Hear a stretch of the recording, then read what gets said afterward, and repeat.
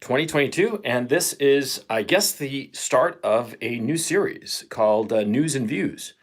And I'm going to just be test driving this out for the next week, just to see what it's like, if you all enjoy it, if I enjoy it. These are going to be streams that are going to be roughly at this time. I'm going to try to make it at 5 p.m. my time, perhaps 4 p.m. sometimes, or 6 p.m. Sometimes. Right now it's 5 p.m. And I'm going to be discussing the news that's going on and any particular topic that I think is kind of interesting. Mhm. And yeah, for the time being, it's just going to be on the phone. So, no Coach Kino for the time being. Later on, when hopefully when I have access to my gear, because for those of you who are new subscribers or new fans, thank you very much. But I'm kind of famous for like doing all kinds of crazy camera angles and all kinds of stuff because I like gear and I like fooling around with the format of YouTube videos, right? And so, hang on, let me just move this a little bit back. There we go. And what I want to do is I want to do a new show. It's going to be Monday through Friday. And on Saturdays, it's going to be Saturday Super Chats, where I'm going to read all of the Super Chats and answer any question or make any comment to every single Super Chat that I've gotten during the week. Because so far, I've been doing these live streams, and I've gotten a whole boatload of Super Chats, and I haven't read any one of them, rather. And so I definitely want to get to them, and and of course I thank the people who have sent me super chats, but I want to read them all and do it in an orderly fashion. And usually what happens is that on my phone I'm not actually able to see them. Okay, I have to set up my computer and just do some rigmarole because I only have my phone and an old MacBook Air. That's about, I think I bought it in like late 2008. Excuse me, late 2014. So we're coming up on 7.5 years now. So anyway, I don't have the state-of-the-art equipment, and so I have to like do a little preparation to do the super chats. But I want to do them, and I will do them. And so yeah, that's the goal at this point. Something to keep me busy. And the other thing I announced today on my Patreon. See, during the month of March, quite frankly, this whole situation with the war really discombobulated me. And I felt way behind insofar as my Patreon content is concerned, which is something that weighs very heavily on me, to tell you the truth, because I feel that it's a responsibility. And so today I posted something on my Patreon feed. It's public, so you can read it, even if you're not like subscribed to me or even a member of Patreon. And in that note that I put on Patreon, I basically said that I'm going to try to catch up with the work that I owe my subscribers. And I asked them to forgive me, of course. And many of them almost all of them were extremely understanding, and I thank them. But I told them I was going to make up the work, but for the time being, it would have to be a little bit different because before I used to do these individual videos of like the typical Coach Kino kind of way. But since I don't have access to the equipment, I can't do those videos. And so what I'm going to be doing is for my $5 subscribers, I'm going to be giving them my work in progress because I'm writing a project. It's called Anti-Narrative. And it's about this war. And it's about the war, and it's about my own participation in it, microscopic though it is. And it's discussing the issue of the information war.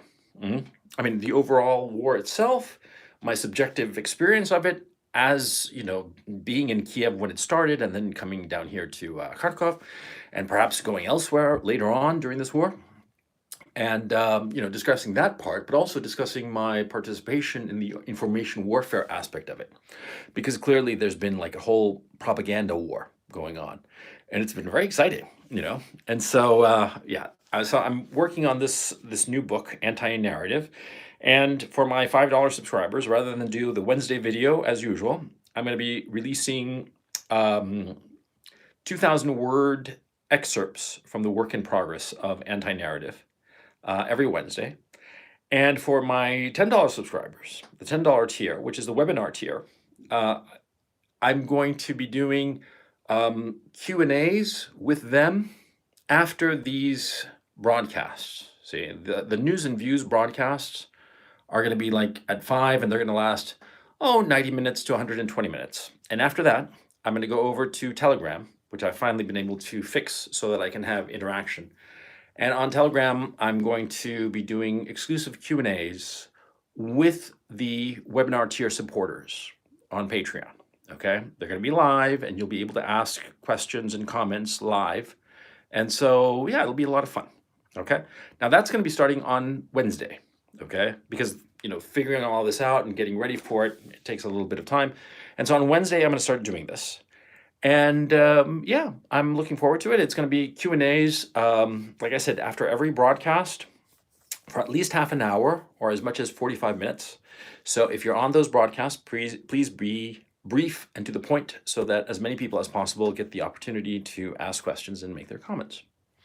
Okay, so that's housekeeping and that's out of the way. Now, what am I going to talk about today?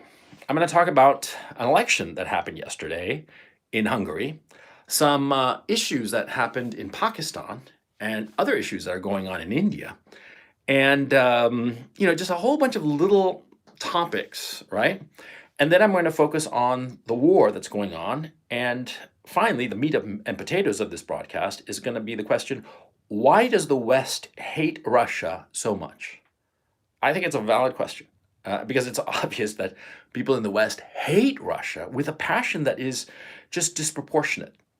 And I figure it would be smart to discuss why.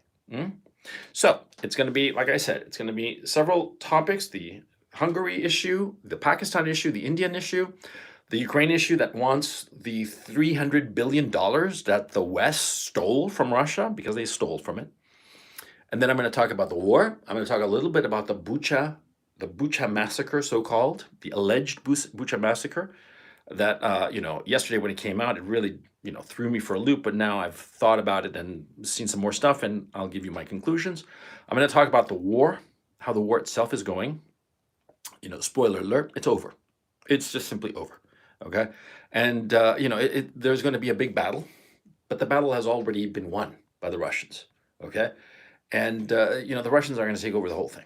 And at this point, the political leadership in Ukraine, if they actually cared about the Ukrainian people, if they actually cared about all those young men who are going to needlessly die, they'd surrender now because it's over. It's just simply over. And I'm going to explain why. And a lot of people who are going to listen to me are going to be saying, but how is this possible? The Russians retreated from Kiev. The Ukrainians beat them in Kiev. No, they didn't beat them in Kiev, man. Grow up, okay? It was a strategic retreat, or not even a strategic retreat. It was a strategic withdrawal to move forces over to where the action really is. And I'll discuss it when I get to it in just a little bit. But let's go, step by step. Okay. Now, the first thing that was really interesting was Viktor Orban, the president of Hungary, won a fourth term as president of Hungary, and his party, Fidesz, which he rules with an iron grip, they got a supermajority. I mean, they blew the competition away.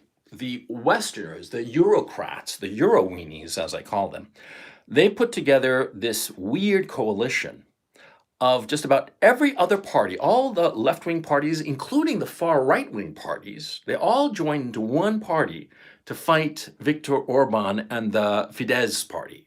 I'm not pronouncing that correctly. I'm sorry, but I don't speak Hungarian.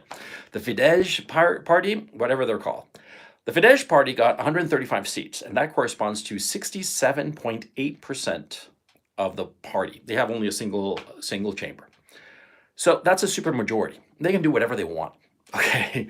And he ran, this is really interesting. He ran on an anti-leftist platform, and he said it. Before, during, and after the election, in his victory speech, he said, we are running against the leftists. We are running against the European global leftists. We are running against the George Soroses of the world. And the way he phrased it was very interesting. It alluded very elliptically to the ethno-religious background of Mr. Soros. We are running, he said, Viktor Orban said, we are running against Zelensky because Zelensky had called him out, and said, be a brother and all that, help me, and it just tried to guilt trip him. I mean, Zelensky, in some speech Zelensky gave to the European Parliament or some nonsense like that, he tried to guilt trip Viktor Orban, and Viktor Orban was having none of it. Viktor Orban basically said he gave a big middle finger to the global American empire. He gave a big middle finger to the whole liberal paradigm that has been relentlessly pushed, the liberal paradigm of degeneracy and decadence. Because that's what it is, okay? And don't give me the stuff that it's not, that it's freedom. This is not freedom, okay? A freedom to indoctrinate children and to pervert small children into being, catamites and whores at the age of 8. No, that's not freedom. That's degeneracy. Okay, simple as that. And decadence, where you have, no.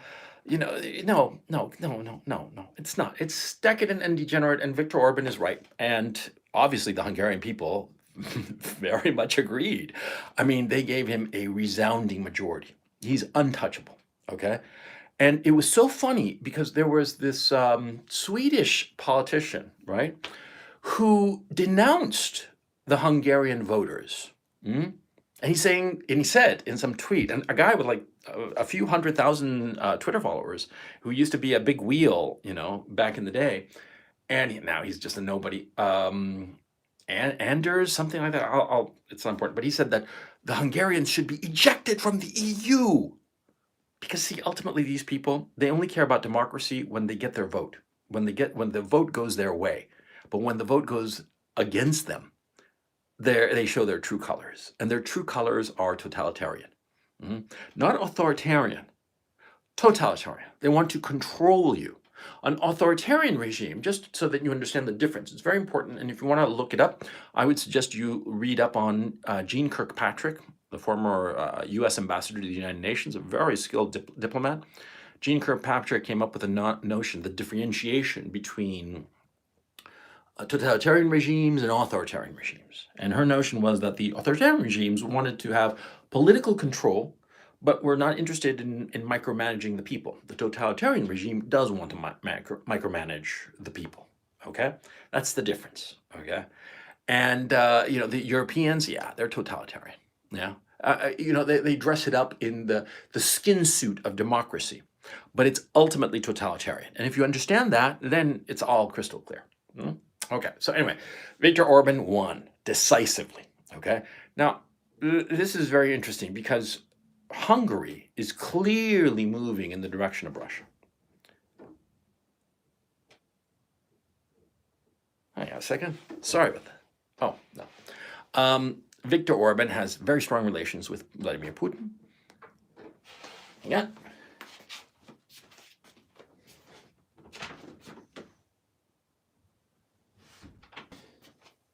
Sorry about that. As I was saying, Viktor Orban has very strong relationships with Vladimir Putin, and he's not going to have any problem getting gas or food or anything like that from the Russians. Okay, and this new, it really is a new world order. Okay, the fair world order, as the Chinese and the Indians and the Russians are calling it. Very interesting. Anyway, we're getting the new world order, but not the one that the globalists thought that we were going to get. So anyway, what's interesting is that Viktor Orban has very strong relationships with Russia. Hungary could prove to be a pivot country in the long term. That's my opinion, and I think that you should pay attention to this possibility that, you see, Viktor Orban has a thorny relationship with the European Union, but it's still nominally part of the European Union. And so it is reasonable that Hungary will play a pivot role, the role of negotiator and conciliator between Russia and Europe. Vladimir Putin certainly trusts Viktor Orban. Viktor Orban is a man, I do believe in his late 60s, if I'm not mistaken. But the point is that, see, it's not merely Viktor Orban. He's been around so long that his whole team are on the same page. And they have probably built those long-standing and deep ties with Russia so that into the future, after Mr. Orban inevitably exits the stage, and I don't mean that I hope he has a long and fruitful life, but we all end eventually. Once he has left, Hungary will continue to be a major player. A major player. And so, sorry about this. Hang on a bit. I got just.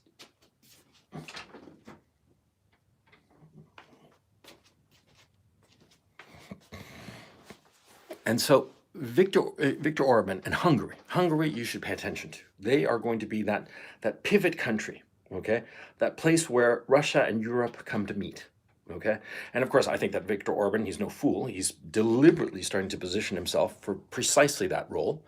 And it'll be good for Hungary. Hungary will be in the driver's seat insofar as Europe and Russia, because the Europeans will try to curry favor with him in order to have, get in the good word with Russia, because the Europeans will eventually realize that this was a catastrophic decision to declare economic war against Russia, because Europe rather, needs Russia far more than Russia needs Europe, and they are suddenly realizing this.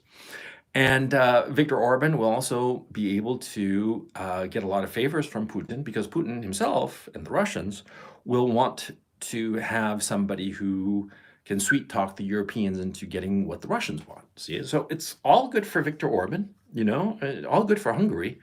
And yeah, and a big fuck you very much to the Euro weenies and the Eurocrats, which is always fun. Anyway, now Imran Khan is the Prime Minister of Pakistan.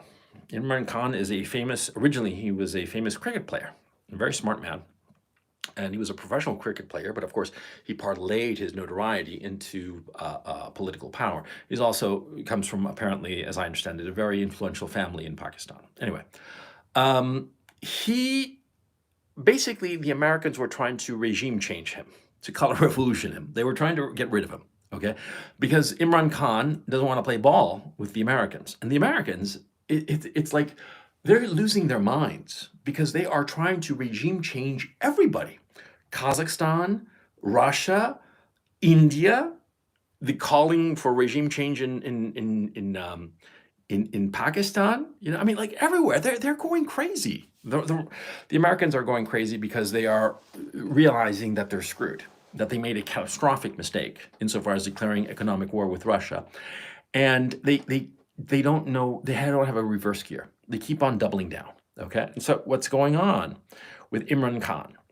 Imran Khan was, some of his people defected, and there was going to be a vote of no confidence. This vote of no confidence was engineered by globalists, by Americans, who were promising a lot of the opposition figures, a lot of different things. They literally went out and said that if the Americans said to the Pakistanis that if they got rid of Imran Khan, they would forgive Pakistan for its, previous behavior and try to, make things easy for the new leader of Pakistan. And Imran Khan did a very clever thing. He basically got the president of Pakistan, who's a political figurehead, like the Queen or something, to rule that the vote of no confidence was illegal, and the president, called for new elections. New elections are going to happen in 90 days. And so basically, Imran Khan, by way of calling new elections, he stuck a knife through the heart of this regime change that they were trying to pull on him. Okay, he just stuck it. Now, what's going to happen because of this? What is going on? Anyway, sorry, you don't hear it probably, but it's just some noise here that's kind of distracting me. Anyway, the point of this is that it's not that Imran Khan bought himself 90 days. It's that the thing that he's doing actually today is that he called for an anti-American rally.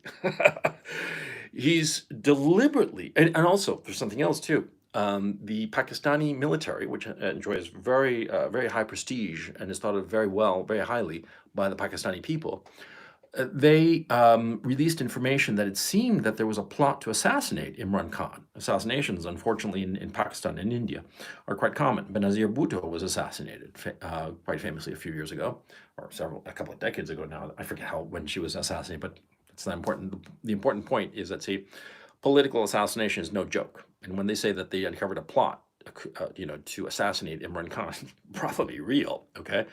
These guys, they don't screw around.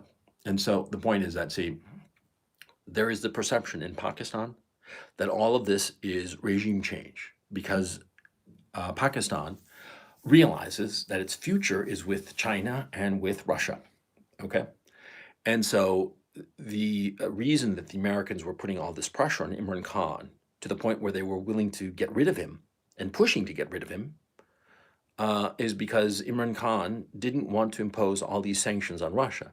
And the Americans are creating the conditions whereby or you're with us or you're against us. There's no middle ground.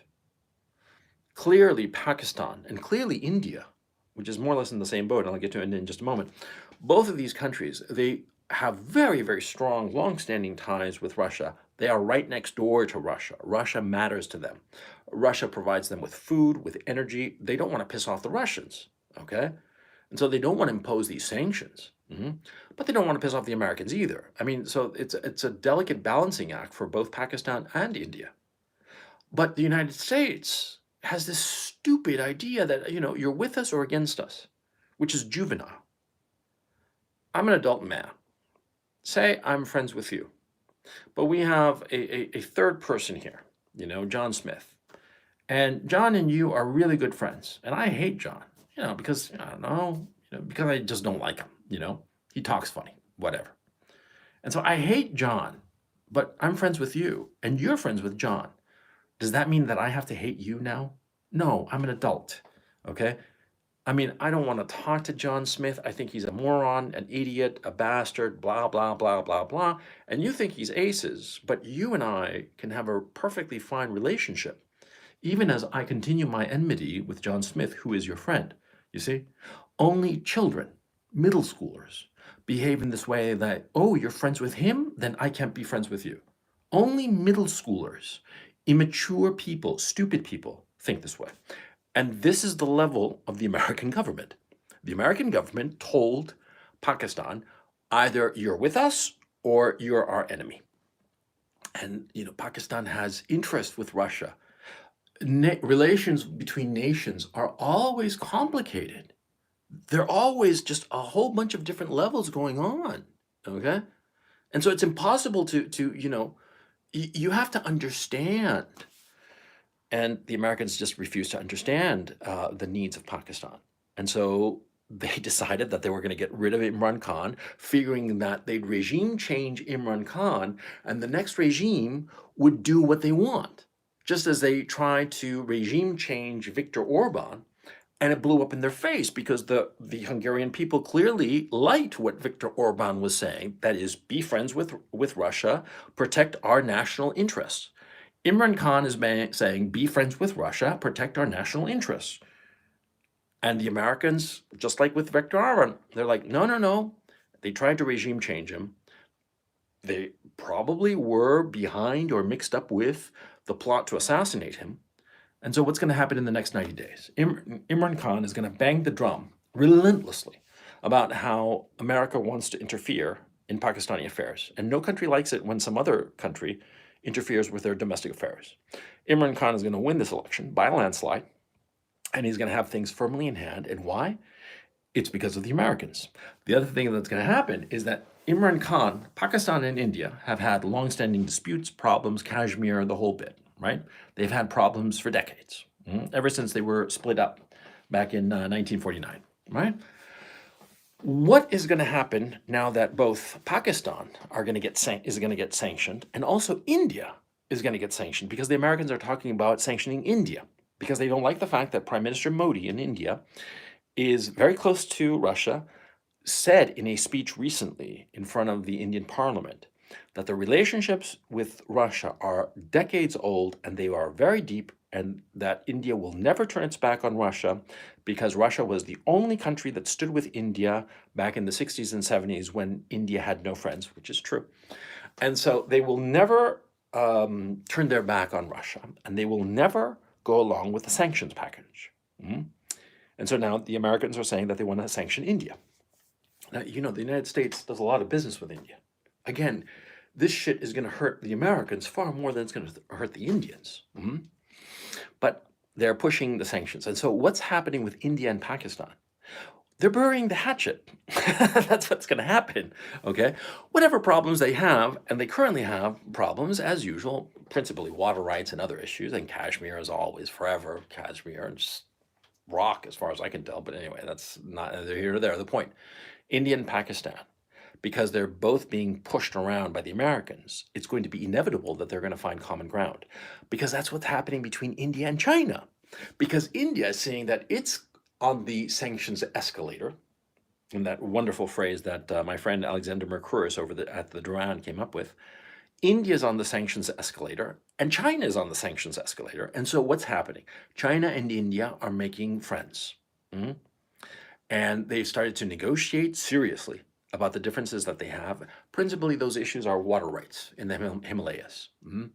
Because the water flows that originate in Chinese territory, the Chinese have been damming them to create hydroelectric power, but the Indians need that water, and they can't afford to have it dammed up because they need that water for irrigation. And so there's been the potential of enormous tension, as you can tell. I mean, between one country needing the water for electricity and the other country needing the water for food, I mean, dude, this is a recipe for war. But what's going to happen is that because the Americans are threatening both China and India with sanctions, both China and India are realizing that it is much better to solve these problems and get to an equitable solution.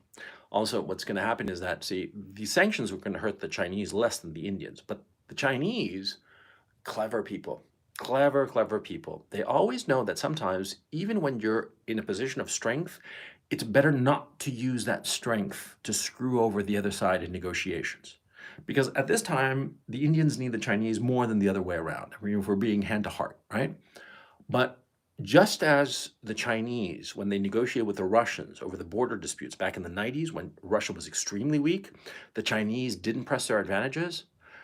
I suspect, this is just speculation, but I suspect that in the interest of coming with an equitable deal, excuse me, in the interest of coming with an equitable deal between China and India, the Chinese are going to cede a lot of ground. Sorry about that. They're going to calculate correctly that if they squeeze India and get everything, the Indians will go along with it because they need the Chinese at this point. But it's going to be a very superficial bond, easily broken. Because right now there's the American pressure. That's why they're bonding. But once that pressure is removed, and if China screws over India, then that bond will dissipate and there'll be conflict. And so I think the Chinese will be wise and be thinking long term. And they'll be thinking, no, we're going to negotiate and we're going to try to be equitable, try to be very fair, so that both sides walk away from the negotiating table feeling, yes, we got most of what we want, because nobody gets everything that they want, but we got most of what we want, and it was fair and it was decent, and we were, I mean, you've been in negotiations, right? And I think the Chinese are going to do that. And that's going to be the start of a very strong relationship between India and China. I mean, China and India are already, you have a lot of bonds between them. They solve these border issues because of this American pressure, and it's only going to increase. Okay. And here we come to the interesting bit. If Pakistan and India feel the same way and they start getting together, all of a sudden it's China, India, Pakistan, Russia, right? And soon enough, it'll be Afghanistan, because the Afghanis are, getting the Taliban in Afghanistan is about to be recognized, or has been recognized actually, by the Russians. Okay, and so the whole Eurasian continent, and soon enough, Iran will be part of the mix. Okay, Iran, a key component, and all of a sudden, the Eurasian continent, from Moscow all the way to Beijing, it's going to be one thing. From Siberia all the way to Sri Lanka. And I bet that Sri Lanka is going through a whole mess. I'm going to talk about it tomorrow. But I bet that as things evolve, a lot of issues are going to be sorted out. A lot of things are going to get smoothed out. And all of a sudden, you're going to have a very coherent Eurasian landmass. And the Belt and Road Initiative the Chinese have been pushing so long, and they've been so assiduous in fomenting, it's going to start paying off big dividends, okay? I mean, things are going to be looking up, okay? And it's going to leave Europe and the United States behind, see? Because who has the manufacturing? China and India. Who has the natural resources? The Russians and Iran. And what do the Europeans have? Pretty buildings and a service economy. What do the Americans have? Strip malls and a service economy. You see? You see how it works? Huh? The future is Eurasia, okay? And this conflict in Ukraine, it's just the start of this break. And I'm starting to realize that the American declaration of economic war against Russia, with the sanctions and all this nonsense, it will be looked at retrospectively as one of the most catastrophic decisions ever that any large empire ever did. Because it's the moment that the Americans broke their own system pointlessly, needlessly. Mhm. Because by breaking the contact between Russia and the West, see, by imposing complete sanctions that just broke, it just put an iron curtain between Russia and Western Europe and the Americas. All of a sudden it's like a big weight off the minds of the Russians. Okay, and so it's over. It's over. Okay. Now, to go back to this break, the Americans did something fucking nasty. I mean, as far as I'm concerned, it's evil. They stole $300 billion of Russia's reserve. They stole it. Okay, it's not a default. A default is when you do not have the money to pay back. That's a default. But in this case, the money's there. The Americans simply stole it. It's not complicated, man. And the thing is that Ukrainians want that money. They're saying right now, the Minister of Finance of Ukraine saying that they want those $300 billion. You know what they're going to do with it? They're going to steal it. They're going to steal all of it. Okay? The Ukrainian oligarchs, Zelensky, all these goons, they're going to steal that money. The Americans and Europeans, they're also going to steal that money. That's what they're planning on doing. Okay? And the Russians, they're not stupid. They must have realized, this is going to happen. I mean, before the war, before they pulled the trigger on the war, they must have realized this is going to happen. They're going to steal our money, and they're going to fritter it away. They do God knows what with it, and they're going to do it. They're going to steal it, And that's just so low, such a low thing. And all this bullshit talk about, how the United States is human rights and all this bullshit about the rule of law and blah, blah, blah. Just fucking thieves, man. That's what they're gonna do. And the Bidens and the Bidens of the world, the whole corrupt cabal of the European Union, the dictatorship by bureaucrats that exists there, they're all gonna stick their snouts in the trough of Russian money that they stole. The Russians are gonna make that money back, right? But it's low, man. It's just incredibly low, dude. But they're going to do it. I mean, the Ukrainians are complaining that they want that money to rebuild their country, blah, blah. And the Europeans and the Americans are going to figure out some mechanism to do exactly that in name.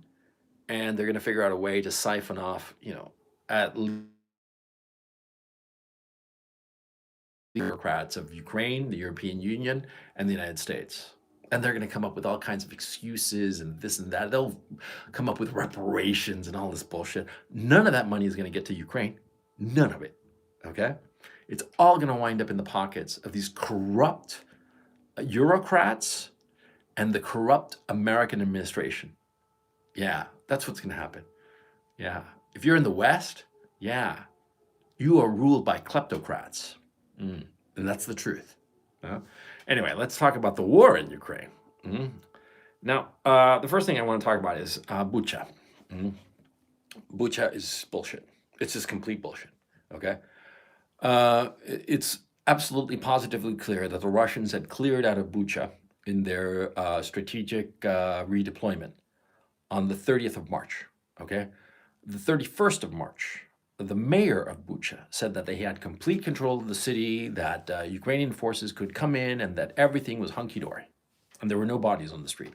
And because if there had been bodies on the street on the 31st, he would have said so. I mean, come on. You saw those video images. The bodies were all over the goddamn place, right? Now, it's very clear because that so many of these bodies, they had white armbands, which is the way that the Russians used white armbands to signal that they were friendlies. And the Ukrainians have blue, or sometimes yellow. Now, it's clear that all these people were assassinated. They were kidnapped, taken someplace, shot, probably tortured, and then their bodies were, dumped very photogenically in different places. Okay, there's no question that it was the Ukrainians. No question. And why is there no question? Because the Ukrainians have done it before. Simple as that. The Ukrainians have lots of times done that. On my Twitter feed, Real Gonzalo Lira, which I'm still locked out of for a few more days, on the first pinned tweet, there are the names of people who've been kidnapped, many of them assassinated from that list. Some of them are still, held by SBU thugs and who God knows who. But yeah, and insofar as Mariupol, the Russians did it. And there are so many testimonials of civilians in Mariupol who said that the Ukrainians did it, that the Ukrainians shot at civilians, used civilians as human shields, tied up, tortured civilians, murdered them in cold blood while they were tied up, and dumped them wherever. So many accounts that it's not a psyop, it's real, okay? And as I've told you, I personally know 2 people, personally, okay?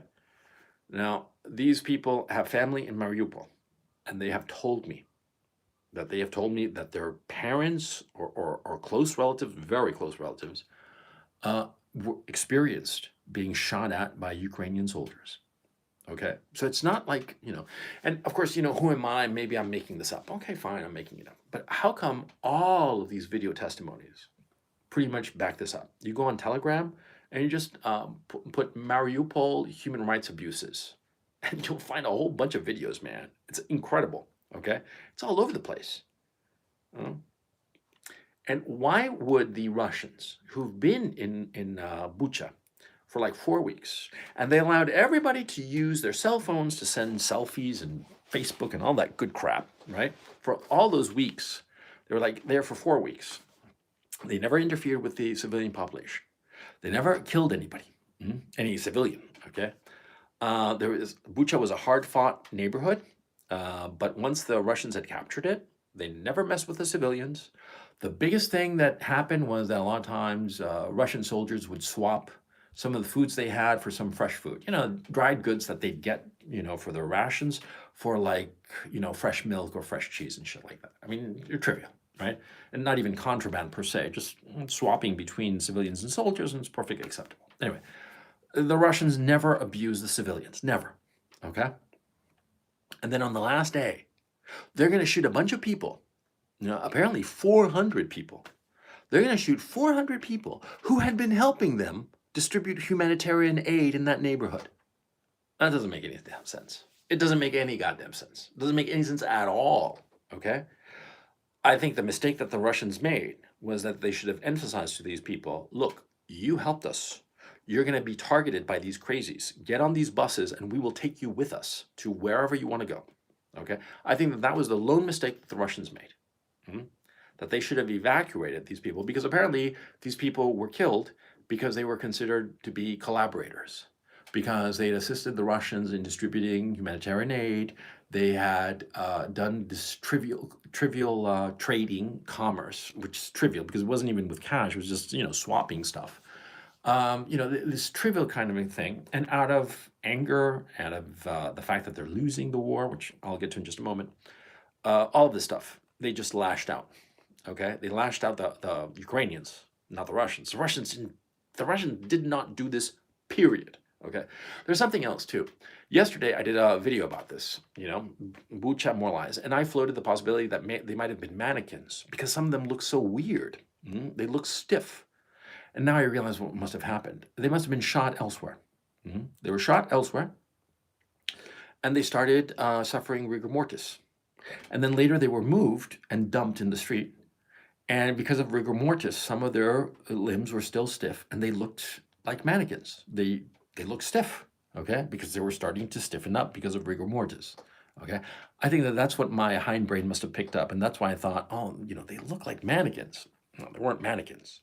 It's that they were starting to stiffen up from when they were shot before, because it seems that they were taken to different places, different locations underground, tied up before. They were tortured and shot, and then their bodies were removed from these killing areas and then moved over outside and placed in specific areas and dumped.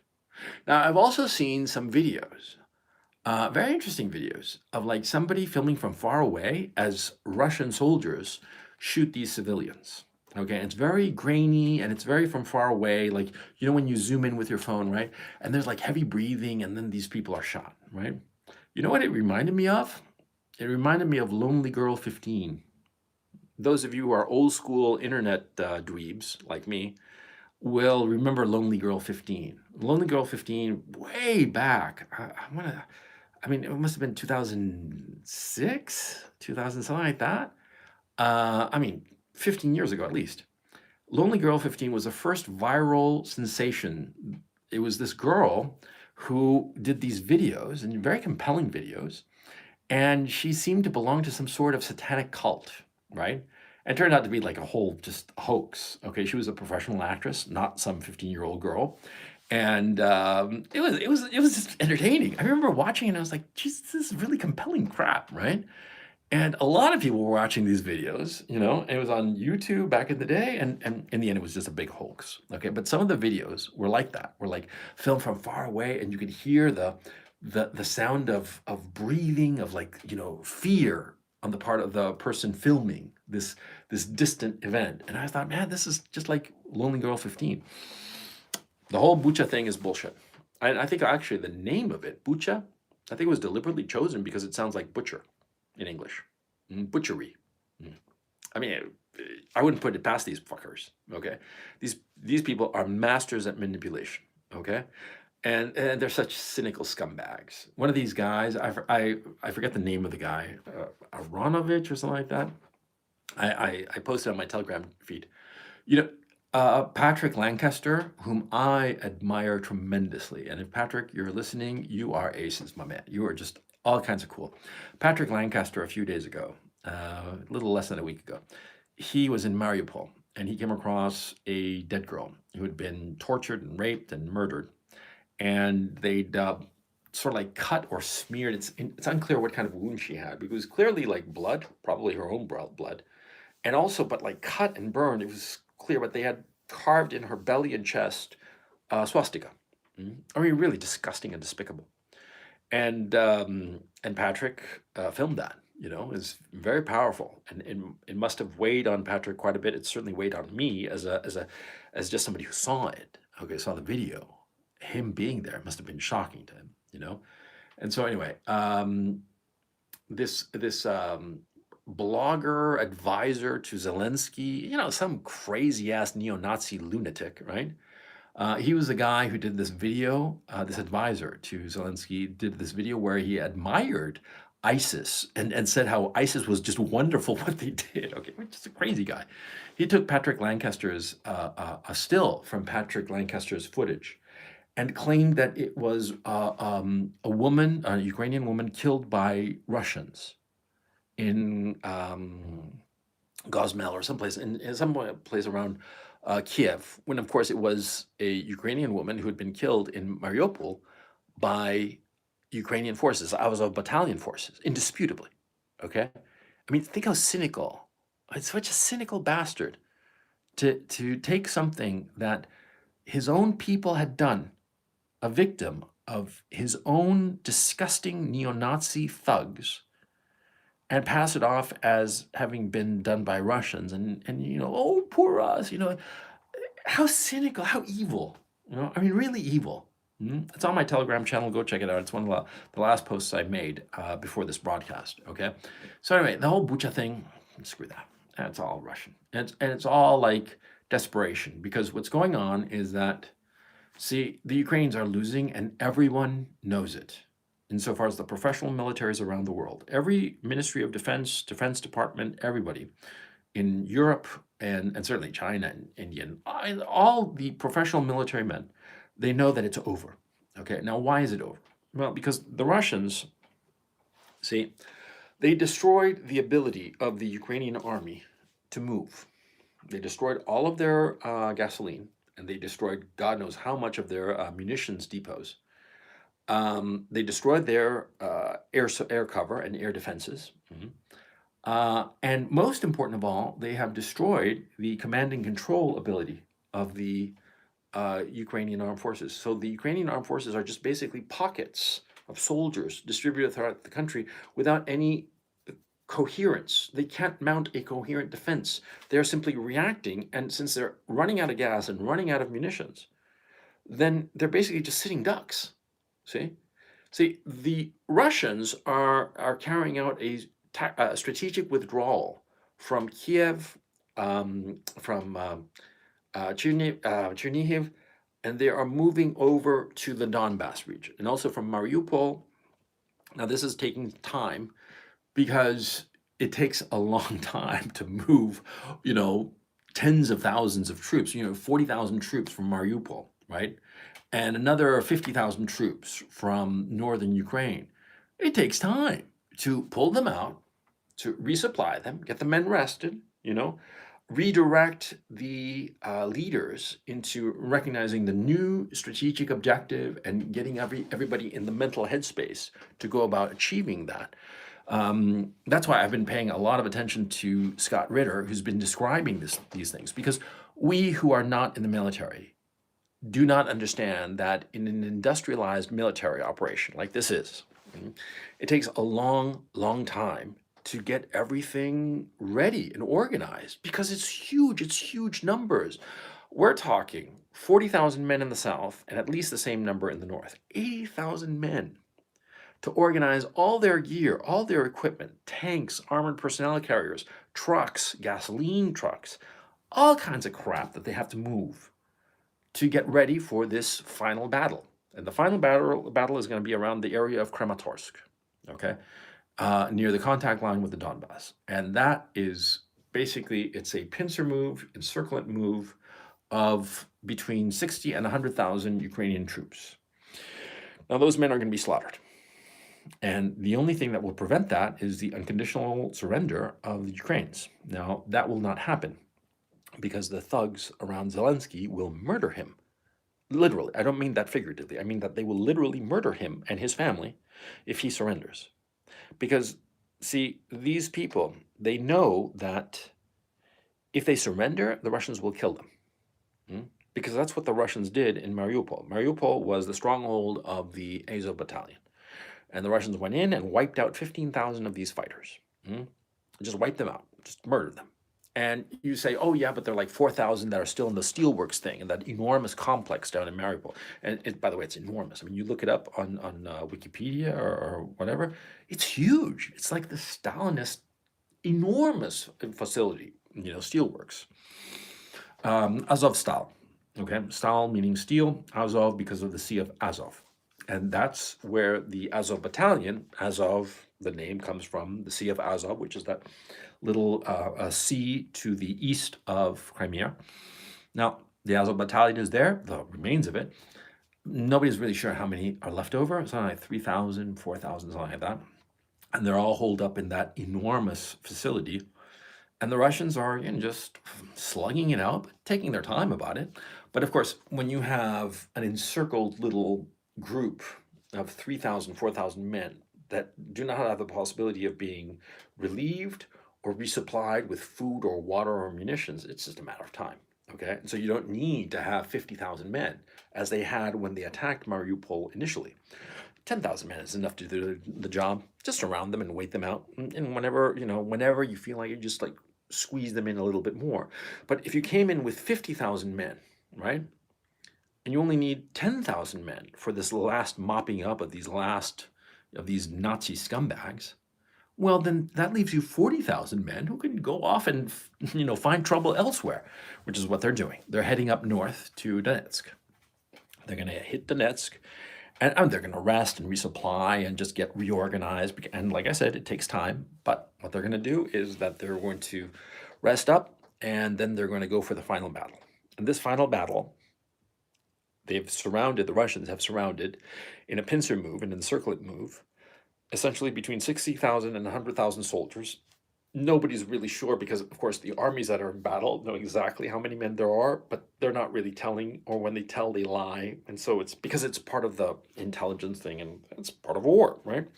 But the important thing is that, that will be the battle. Now, if the Zelensky regime was decent, they'd surrender because they can't win. It's just not possible. And what you have right now is that you have this big pocket of men. I mean, remember, all these pockets, they are not in communication with one another, at least not secure military communication, because those lines of communication were broken by the Russians. And they have no possibility of resupply, no fuel. The Russians destroyed their fuel depots, destroyed even the refineries. And that happened just like last week. They destroyed the refinery, just a couple of days ago, rather. They destroyed, 2 days ago, the refinery just south of Dnipropetrovsk. And yesterday, they destroyed the refinery by Odessa. There's no possibility of producing more gasoline for these tanks. And the gasoline's all gone. Fuel is gone for the Ukrainians. For the Russians, they got plenty, okay? From Russia, of course, on their own logistic support, right? But the Ukrainians do not have any gasoline. An army without gasoline, a tank without gasoline is just, a big tchotchke, okay? It's pointless, useless, okay? And they're running out of munitions for the same reason, because the Russians have been destroying their munitions, right? And, you say, well, the Americans want to resupply them, the Europeans want to resupply them. Okay, sure. As I understand it, the Russians have destroyed something like 2,000 tanks. I mean, basically all of the tanks that the Ukrainians had. Okay, they're gone. And the Americans are looking around all over Europe desperately for old T-72 Russian tanks, and they're coming up with something like 50 or 60 of these tanks. What the hell are you going to do with that? Nothing. Okay, it's over. The war is over. Okay, and even the Germans are saying, well, we're not really going to send you more weapons because what's the point? It's over. You have pockets of soldiers and resistance in, near the contact line of Kramatorsk, Donetsk, that area. Around Odessa, you have a big pile of soldiers. Around Kiev, okay, and a few around Kharkov, here where I am. Now, what's going to happen to these pockets? Well, see, the Russians, one way or another, are going to neutralize that big bulge, that big pocket in southeast Ukraine, okay, around Donetsk, the Kramatorsk, what I've been talking about. They're going to neutralize it, one way or the other. And what's going to happen is that there's going to be some desertion, there's going to be some surrender, and some death. That's it. Desertion, surrender, or death. That's it. And I suspect that it's going to be a lot of death, because the propaganda has been so intense that it gives a lot of these poor soldiers the illusion they can still win, okay, the hope that they can still win. I mean, that's why the Azov fighters, for instance, are still fighting, because they have the illusion that somehow some miracle will happen. No miracle will come. Miracles don't happen, okay? Sorry. And you Christ bros, sorry, pal, there's no such thing as a miracle, okay? And it ain't going to happen. There's no miracle is going to come. And so that's why the Ukrainian PR machine is going to overdrive with this Bucha shit, okay? Relentlessly claiming that the Russians did it. And it's obvious that they didn't. You know that saying, it's all over but the shouting? Yeah. The Bucha thing, and there's going to be some more bullshit. That's the shouting. It's all over, okay? But because of this shouting, these poor soldiers are going to continue to fight, and they're going to die needlessly. And that is a fucking tragedy. It is a catastrophic tragedy, because these young men who are going to be killed pointlessly, they are the future of Ukraine. And when you kill these young men, you kill the future of Ukraine. And also what happens is that, see, it makes the Russians far less likely to give up any terrain that they conquer. I've said from the beginning, and I still believe, that they are going to wind up taking Kharkov and perhaps the Poltava Oblast, but that's 50-50. But certainly all of the eastern provinces, Lugansk, Donetsk, everything along the southern coast of Ukraine, all the way to Odessa. They're going to take it all. And they're going to either create a puppet state called Novorossiya, or they're going to just flat out integrate it into Russia. And the way that they are organizing things in Kherson, raising the Russian flag, obliging everybody to use rubles. I mean, being very polite about it, and exchanging people's hryvnias for rubles, but insisting that they use rubles for all their transactions. It just seems that they're going to just absorb these areas. It's going to be part of Russia. Simple as that. And the Ukrainian rump state is going to be possibly, possibly with Kiev, but not necessarily. And it could be that they partition Kiev. Okay? And it'll be all this rump state from, Kiev west all the way to Lviv, assuming, of course, that the Poles don't decide that they want Lviv for themselves, right? But that remains to be seen. The serious point here, it's over. It's over. And this big battle that's about to happen, and all these young men who are going to die, the Russians have made up their minds, because there's something else too, of course. As I've said before, the shooting of the POWs, of the Russian POWs by the Ukrainian armed force, shooting them in the knees, shooting them in the groin, shooting them in the femoral artery, leaving them to bleed out and die in incredible pain. The Russian public saw that. And between the sanctions and between that brutal and absolutely positively true footage, because they found where it was, they found everything. I mean, it's true. Those atrocities happened, and they were committed against Russian POWs, and there's no doubt about it. That has just made the Russians just adamant that they're going to win this fucker. They're going to win it no matter what it takes. I was talking to some acquaintances in Russia, and they were saying that people in Russia have this attitude that the war is going to last at least until the end of the year, possibly right on to the end of next year. I mean, they're resigned. They're like, yeah, it's going to take a long time. And what's really fascinating is that the pro-Western educated classes of Russia now hate the West because of the sanctions. See?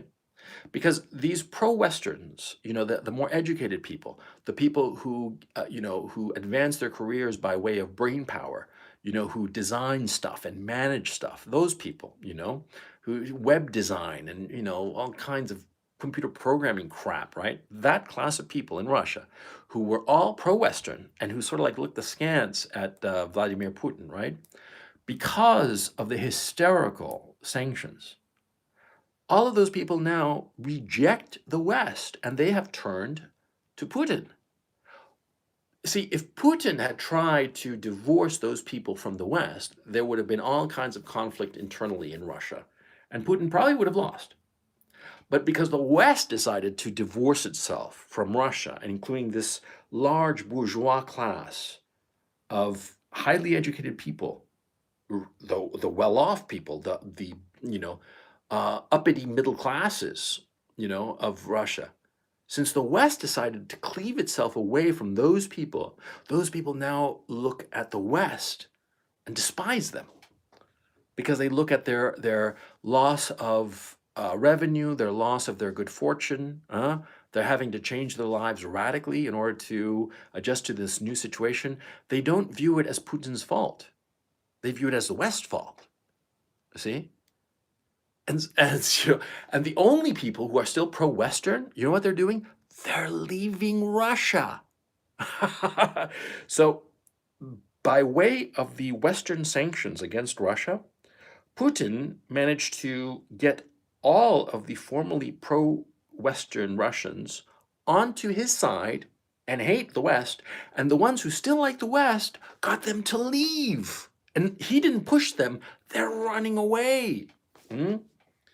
So he's going to have even more political support. I mean, right now, his numbers are at 83, and that's the 83 approval rating, and that's from,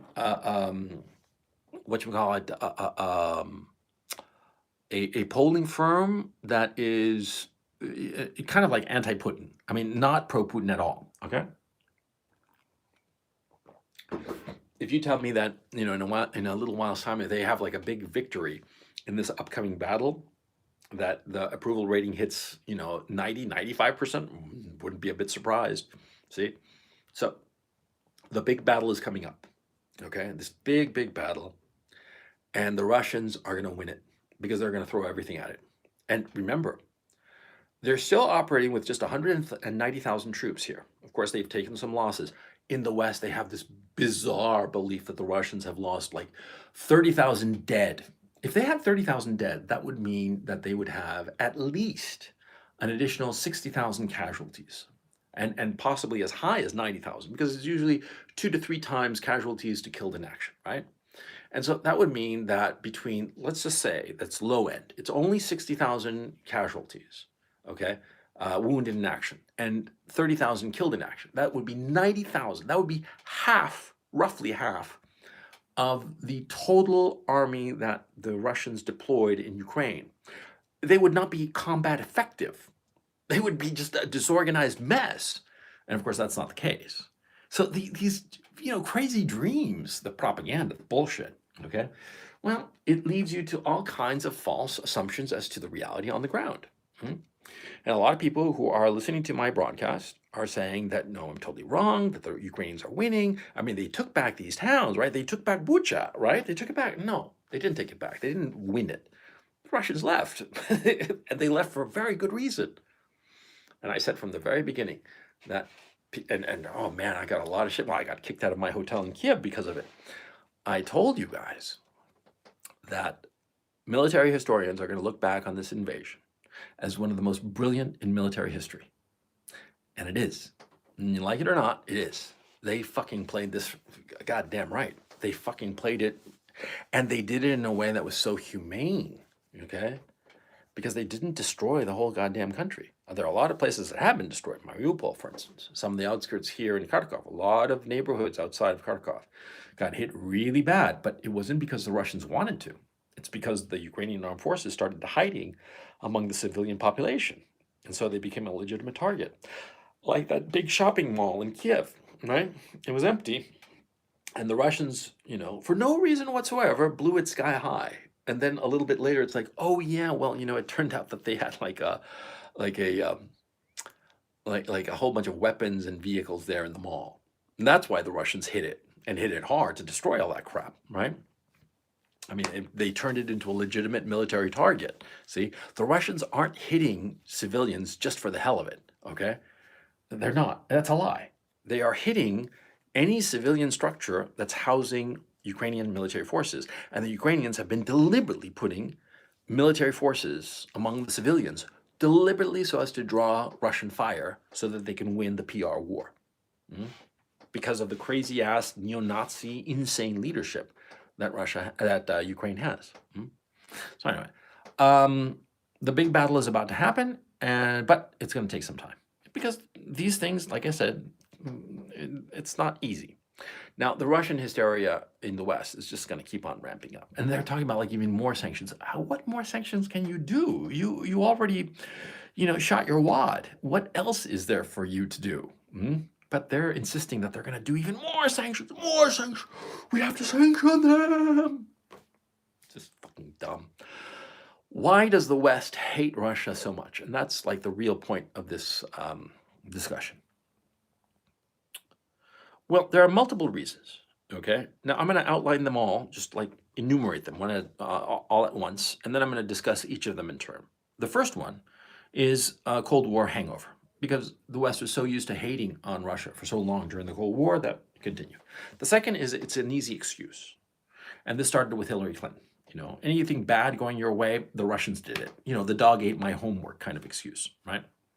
Third reason, ancient ethno-religious hatreds that go back more than a century because of shit that happened during the Imperial Russian period, before the Bolshevik Revolution, pogroms against the Jewish population way back when that have influenced to this day American leaders. Greed. This is a big issue.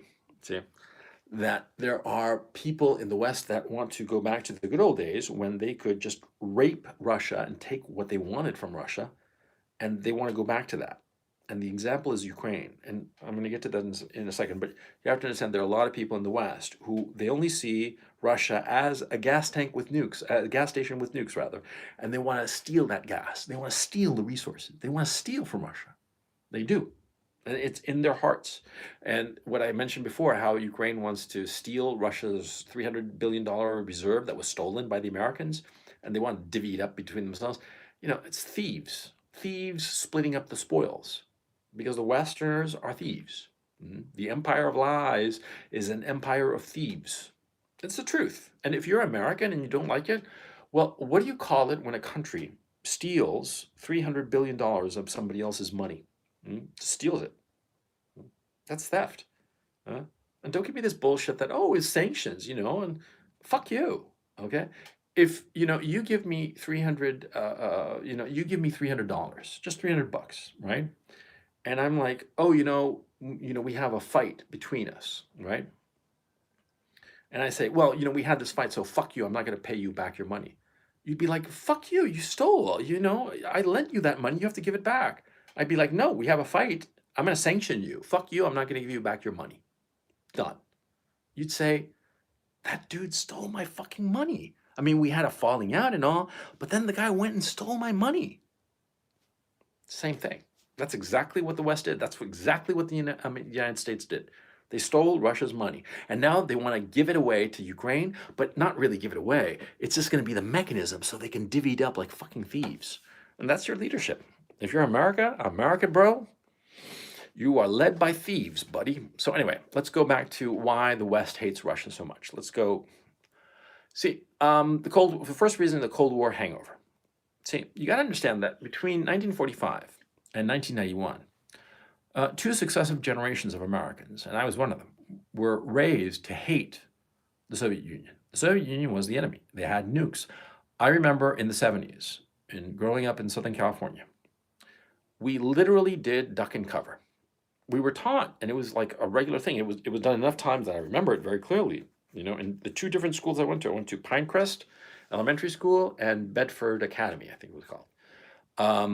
And in both of them, I was taught to hide under my desk in case of a nuclear attack. And they said, in case of a nuclear attack, we have to, duck and cover, Yeah, I grew up with that. 72, 73, 74, those years, yeah. I remember it very clearly. I mean, it's not that I remember it like, no, that happened. I remember it. That happened. And I remember in 84, by this time I was living in Chile, but there was this movie that came out that had a huge impact. It was called The Day After. It was with Jason Robards, and it was, a bunch of just regular, ordinary people in the United States and what happened after a nuclear war. And it was horrifying, okay? It scared the shit out of everybody. In Chile, it was a TV movie, but like a lot of times happens with TV movies, outside the United States, it was released theatrically. And I saw it in the theater, and it had a huge impact on me. I saw it the one time, and I still remember vividly some scenes of it, right? And, radiation poisoning. The Jason Robards character, I think, had died of radiation poisoning. He was in his car when he saw some bomb go off, and he, ducked so he didn't get blind. But then later, he died of the radiation poisoning. It was just all kinds of horrible. It was just really scary. I mean, all that shit was on people's minds, okay? During the 70s and the 80s, and certainly in the 60s. In 62, there was nearly a nuclear war over the Cuban Missile Crisis, right? And so, that amount of fear stays in the soul, okay? It stays. If you've grown up with that kind of emotionality towards something, it stays in the soul. And so people my age, a little bit older, people who are now in positions of power,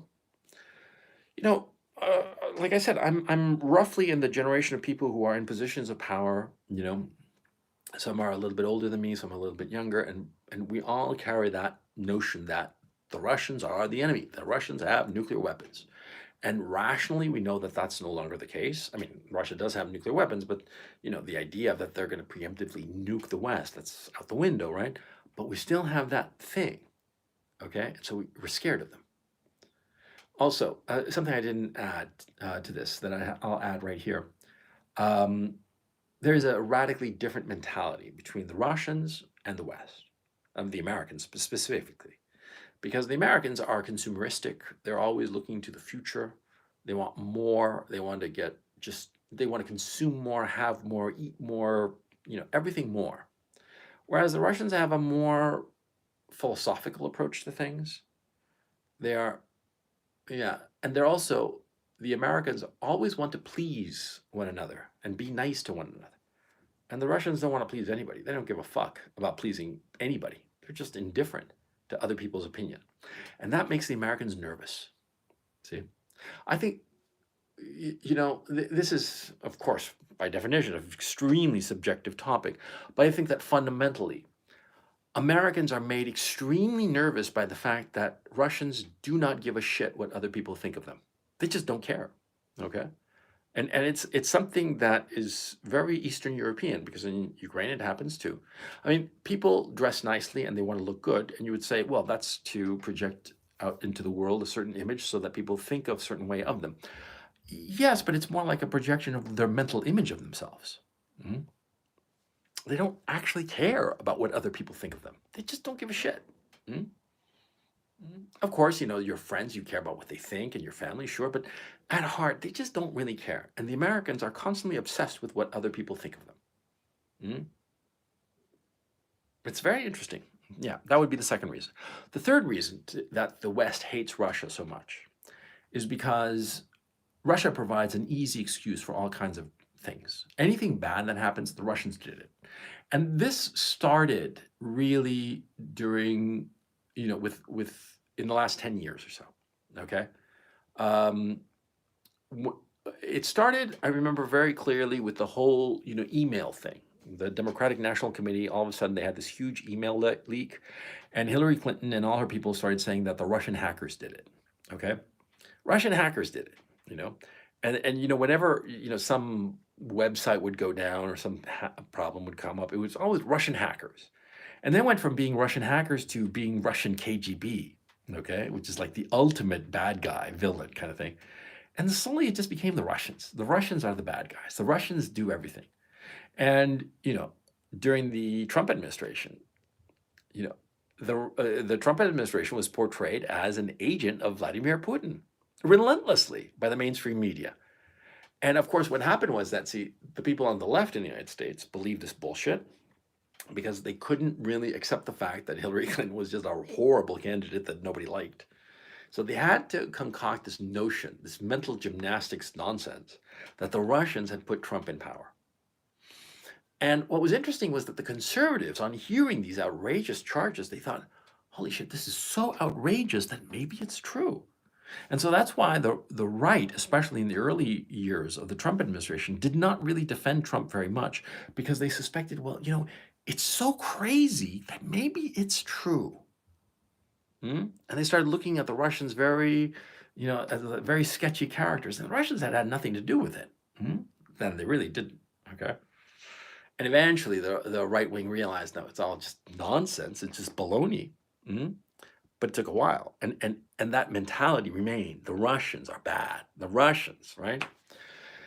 Then we have to come up to a very thorny issue, which is an ancient ethno-religious hatred that some people have. I discussed this a little bit with Victoria Nuland. Victoria Nuland, whom was the child of Sherwin Nuland, who was in turn the child of Meyer Nudelman, who was a Jewish immigrant from a region just outside of Odessa, who had been persecuted, in the 1905 pogrom. In Russia, there were pogroms against Jews all the time. Because what would happen was that the Jews would be accepted, embraced in different regions in Russia. But over time, they would bring a lot of economic and financial benefit to that region, but always at a cost that that region would eventually just become so resentful of that they would rise up and persecute Jews. And that was the historic cycle that happened repeatedly.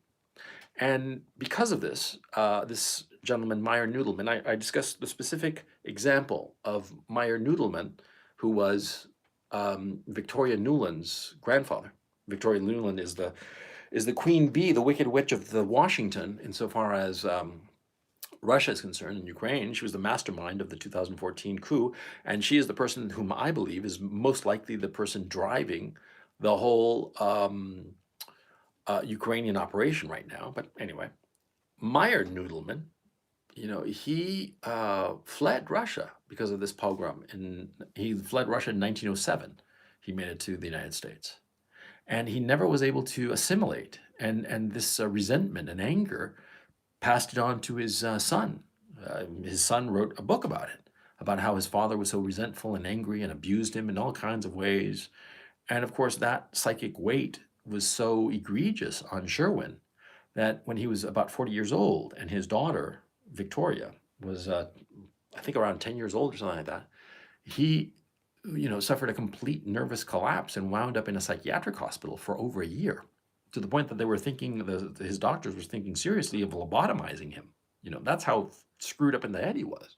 And that, of course, he ascribed directly to his father, Meyer Noodleman, having, had to flee Russia because of these pogroms. And that resentment passed on to Victoria Nuland. It's quite obvious. And that story is not unique. Mhm. Of course, the details change. But see, there are so many people who so many people in positions of enormous power in the American establishment and the American bureaucracy and the different industries in America, finance, entertainment, whose grandparents and great grandparents were refugees from Russia, who were persecuted in Russia, be it fairly or not, that's irrelevant. They were persecuted, and they brought that resentment with them to the United States. And it found, fertile ground in their children and their grandchildren and great grandchildren even. And so now they have this enormous hatred for Russia.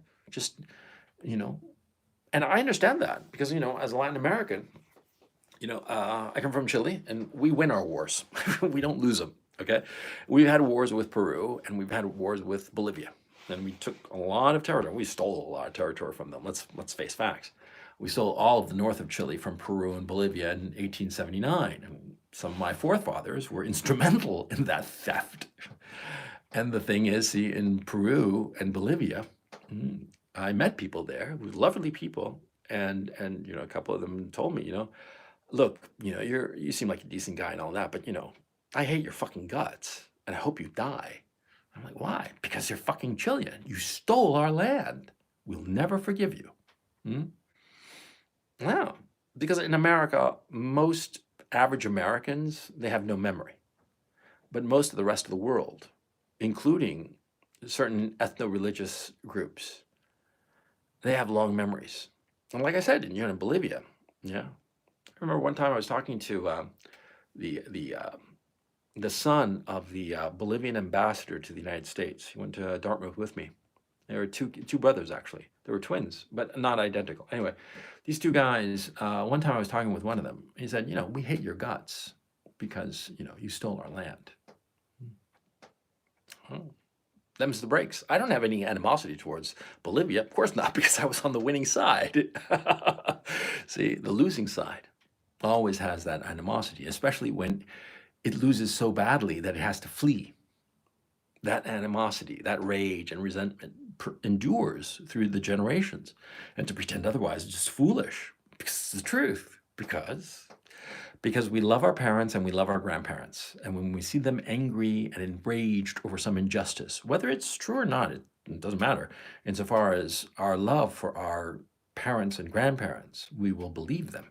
And if they are enraged by something, we will take that rage and take it into our heart, and it will become our fight, our rage.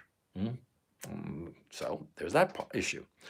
Then there is the fifth issue, which is that a lot of people in the West, when the Soviet Union collapsed, they made a lot of goddamn money off of Russia. They went in there with their neoliberal policies and they stole. They stole. And see, this is really interesting. When you look at Ukraine and you look at Russia, they started at the same spot. In fact, Ukraine, you could argue, was a little bit ahead because it had a lot of industry, a lot of technology, aerospace, all kinds of interesting stuff that they were pursuing in Ukraine. And so they started, at the starting blocks. You could argue that Ukraine was a little bit ahead. Okay? They started at the same spot in 1991, right? And what happened over the next 3 decades? Over the next 3 decades, what happened was that Russia started improving, especially once Putin came into power in 1999, started radically improving and moving forward, pulling away. And Ukraine just started going down, down, down, down. Why? Well, because you see, in Ukraine, the Western thieves, the neoliberal thieves, had their way with the country. They went into Ukraine. They supported the local oligarchs in Ukraine, whose business it was to extract as much profit as possible and make themselves rich. And see, the Western bureaucrats of the European Union and of the United States, they steered money towards Ukraine, but they chopped off some of the money for themselves, and they helped the oligarchs feed off of Ukraine to the enrichment of the oligarch, but also to the enrichment of the European bureaucrats and the American bureaucrats or politicians or whatnot. Hunter Biden is a classic example, but he's not the only one. There's the kid of Nancy Pelosi, the kid of John Kerry, the kid of Mitt Romney. See, all these people, they fed off of Ukraine. And that's why Ukraine is a poor country. It shouldn't be a poor country. It should be a very rich country because it has everything to be rich. It has natural resources. It has tremendous agricultural resources. And most important of all, it has enormous human resources, human potential. The people in Ukraine are educated, hardworking, lovely people, law-abiding. I mean, aces in all regards. And yet Ukraine is per capita, the poorest country in Europe before the war, by the way. Or perhaps they were the second poorest after Moldova, but you see my point. It should not be a poor country, and yet it is, because of all the corruption and thievery. And see, Russia, well, they avoided this fate because of Putin.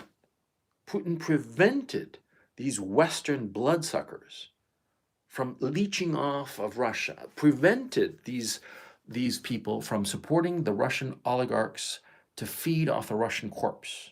And as time passed and it became more and more obvious to the American and European leeches that they couldn't get their claws into Russia, they started hating on Putin more and hating on Russia more. Because why are they defying us? We want to suck all the riches out of Russia. And it would be even better if we got to break up Russia. Why are they resisting? It's like the Borg in Star Trek, These crazy people in the West, in Europe, and the Americas want to just suck everything out of Russia. And Putin and the Russians prevented it.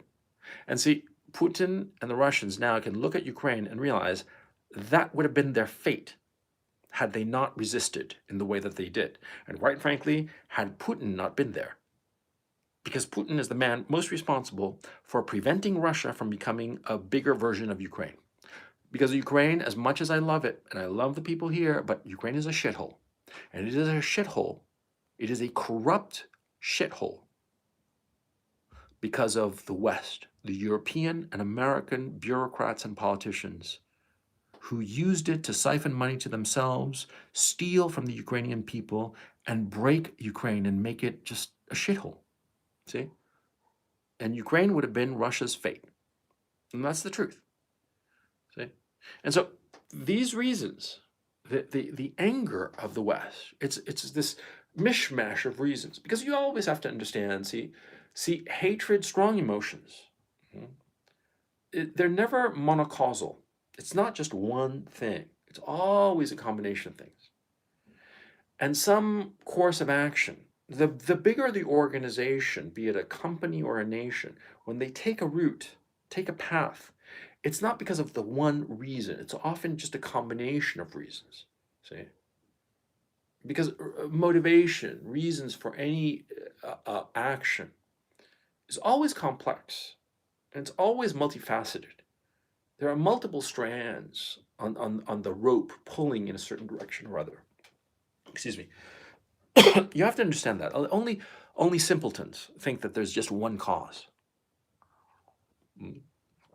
If you're an adult, if you are a man who understands that human beings have multiple motivations and that groups of human beings will have a geometric number of motivations, then it's very clear. If you are a child, if you're an immature imbecile, then you're like, oh, what's the reason? What's the one reason? Why are they doing this? Why are they behaving this way?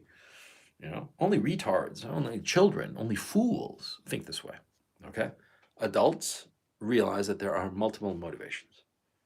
And insofar as the West hatred for Russia, there are multiple motivations. I've never understood it personally. And so because I don't understand it, because I personally feel no animosity towards Russia at all, on the contrary, I think that Russia is wonderful, beautiful literature, men of enormous titanic moral standing, I think, of Alexander Solzhenitsyn, but also of Dostoevsky, whom one could argue that Tolstoy perhaps was the greater artist, but I think that Dostoevsky was the greater human being. But it's a trivial argument. And Pushkin and all the rest. Russia's aces, as far as I'm concerned. The flower of 19th century literature came from Russia. Mhm. And the music, Prokofiev, Tchaikovsky, all of the wonderful, wonderful music. Uh, you know, they are an enormous contributor to Western civilization. And the West, Western Europe, has treated Russia so shabbily for so long, you know? And so I think that it's actually beneficial to Russia that it's finally cleaving from Europe. And it was the West that has cleaved it. The West is the party that took the axe to the relationship and just chopped it until it's broken. And it's irretrievably broken. You have to understand, the United States and Western Europe cannot roll back these sanctions. This is forever, okay? And it is in the long run, and not even the long run, it's the short run, let alone the medium and long run. In the short term, it's been beneficial to Russia. And in the long run, it's all kinds of beneficial. There's only upside. And the thing is, too, just to tidy up this broadcast, the war is over. And NATO, it seems, nothing will cause NATO to join. Fingers crossed. But I think that the window of opportunity for NATO to join in this fight and to fight the Russians on Ukrainian soil, I think that window has passed. Thank God. Thank God. I hope and pray that I'm not wrong on this. I can be wrong on everything else. I don't mind. But this, I hope that it does not happen, because if the war widens, it will be a catastrophe for humanity. Let alone Ukraine, let alone for myself personally here in Kharkov. It would be a catastrophe for humanity. It would be the end, man.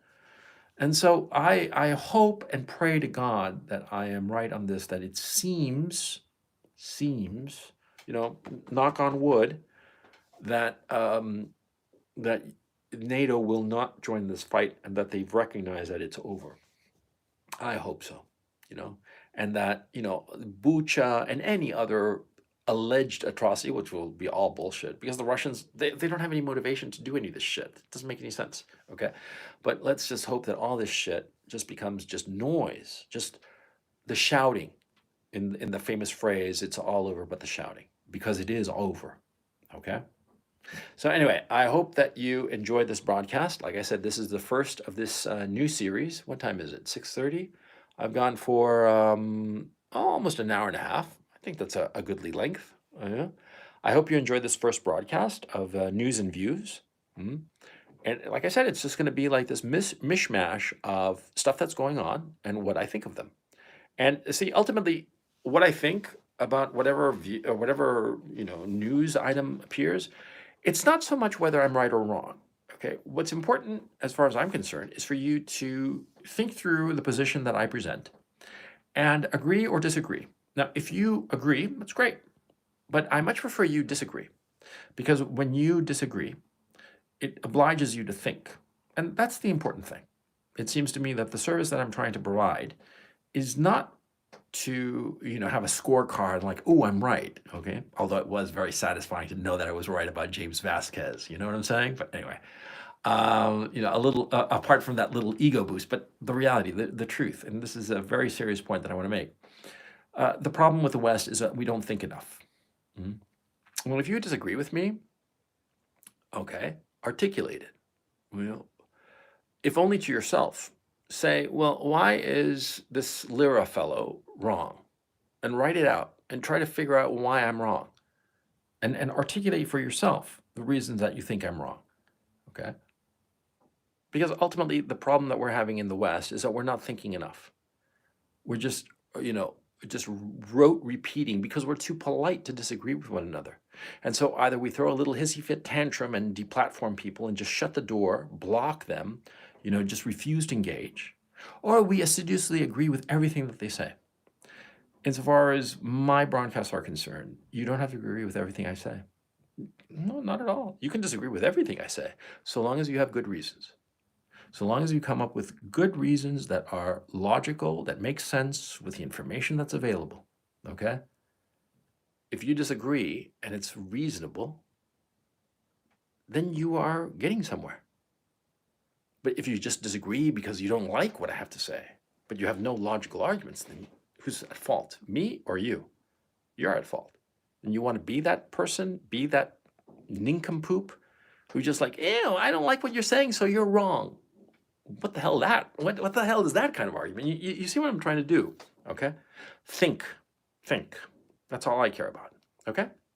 Okay, and like I said, now this is the first broadcast today and tomorrow. I'm going to be doing another broadcast like this. All right, well, today I did it, but tomorrow I'll do another one. And on Wednesday, after the show, now that I've ironed out the kinks, I'm going to be doing a Q&A with my webinar tier Patreon supporters. But that'll be starting on Wednesday, okay? And it'll be, half an hour to 45 minutes, and it'll be on a Telegram channel. So if you don't know how to use Telegram, I suggest you download the app onto your phone or onto your desktop or laptop. And if you don't know how to figure it out, there are lots of videos on YouTube. It's a very simple system. You should have no trouble using it. And I'll give you the channel that you would have to join on Patreon. That'll be a dedicated post on Patreon just for webinar tier supporters. And you'll join that room and we'll have our Q&A. Okay? Okay. So that's all I have to say for today. Take it easy.